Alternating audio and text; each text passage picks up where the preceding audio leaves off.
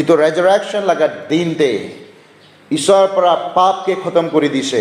ইটো ৰেজাৰেকশ্যন লগা দিনতে ঈশ্বৰৰ পৰা ডেথ লগা শক্তিকে, মৃত্যু লগা শক্তিকে খতম কৰি দিছে। ইটো ৰেজাৰেকশ্যন লগা দিনতে শয়তান লগা সব কামকে ঈশ্বৰৰ পৰা জিতি দিছে। ইটো ৰেজাৰেকশ্যন লগা দিনতে আপনি আৰু মই লগা সালভেশনকে পাক্কা কৰি দিছে।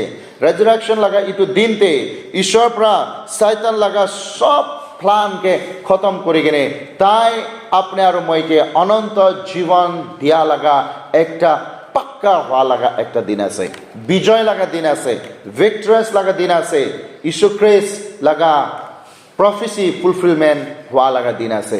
রেজারেকশন লাগা দিনতে আপনি আর মই কি কথাতে মরে আছে না, কি কথাতে হারাই আছে না, কি কথাতে কমজোর হয়ে আছে না। अगर আমি খান হারাই কিনে আছে, কমজোর হয়ে কিনে আছে, বিশ্বাসতে হব পারে, আত্মাতে হব পারে, আপনি রেজারেক্ট হব লাগে, আপনি রেজারেক্ট হব লাগে। এটো কাৰণে ৰেজাৰেক্ট খ্ৰাইষ্টকে ৰিচিভ কৰি লবি। বাইবেলতে কৈছে যোন মানুহ ঈশ্বৰৰ লগতে মৰিছে তাই মানুহ নতুন জীৱন লৈ কিনে ঈশ্বৰৰ লগতে উঠিছে, নতুন জীৱন লৈ কিনে ঈশ্বৰৰ লগতে উঠিছে, নতুন জীৱনতে বেৰাব কাৰণে। Praise the lord. নতুন জীৱনতে বেৰাব কাৰণে যীশু খ্ৰিস্ট মৰাৰ পৰা জিন্দা নহা হলেতো হলে ঈশ্বৰ লগা গস্পলটো মিছা হৈ যাব থাকিছে।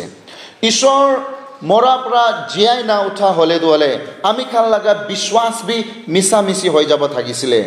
যীশু খ্রিস্ট মৰাৰ পৰা জীয়াই না উঠা হলেতো হলে আমি খান লগা উইকনেছ বি মিছা হৈ যাব থাকিছে। আৰু যীশু খ্ৰিস্ট মৰাৰ পৰা জীয়াই না উঠা হলেতো হলে তাই ৰেজাৰেক্ট নোহোৱা হলেতো হলে আমি খান লগা পাপ ইত্যাদি চাফা নহব থাকিছে, ইত্যাদি ক্ষমা নহব থাকিছে। যীশু খ্রিস্ট মৰি কিনে জিন্দা নোহোৱা হলেতো হলে আমি খান লগা বিশ্বাস, আমি খান লগা ভরসা, আমি খান লগা আশা, আমি খান লগা সালভেশন সব হারাব থাকিছে, মিছা মিছি হৈ যাব থাকিছে।